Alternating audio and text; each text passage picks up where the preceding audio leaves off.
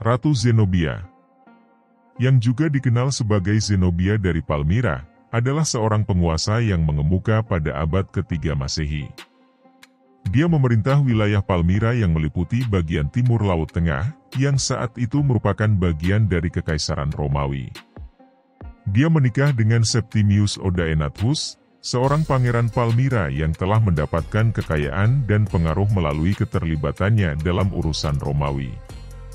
Setelah kematian suaminya pada tahun 267 Masehi, Zenobia mengambil alih kekuasaan sebagai pemangku tahta untuk putra-putranya yang masih kecil.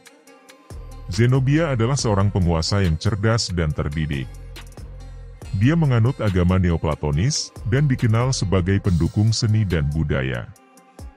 Dia mendirikan perpustakaan besar di Palmyra dan menjadikan kota itu sebagai pusat intelektual dan budaya. Zenobia juga terkenal karena kebijakan-kebijakan administratifnya yang bijaksana dan upayanya untuk memajukan ekonomi Palmyra. Zenobia segera menunjukkan bakat kepemimpinannya dan mengambil tindakan yang ambisius.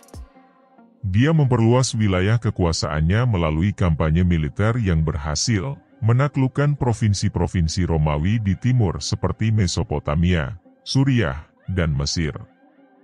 Dia mendeklarasikan dirinya sendiri sebagai Ratu dari Timur dan menciptakan kerajaan Palmyra yang secara de facto memisahkan diri dari Kekaisaran Romawi. Namun, ekspansi Zenobia dan pemberontakannya terhadap Kekaisaran Romawi akhirnya menarik perhatian Kaisar Romawi Aurelianus. Pada tahun 272 Masehi, pasukan Romawi yang dipimpin oleh Aurelianus menaklukkan Palmyra setelah pertempuran yang sengit. Zenobia ditangkap dan dibawa ke Roma sebagai tawanan. Meskipun Zenobia kehilangan pertempuran melawan Romawi, dia tetap menjadi tokoh yang dihormati dalam sejarah. Dia dianggap sebagai seorang pahlawan dan simbol perlawanan terhadap kekuatan Romawi. Warisannya sebagai seorang penguasa yang kuat, cerdas, dan berani telah bertahan dalam kisah-kisah sejarah dan budaya.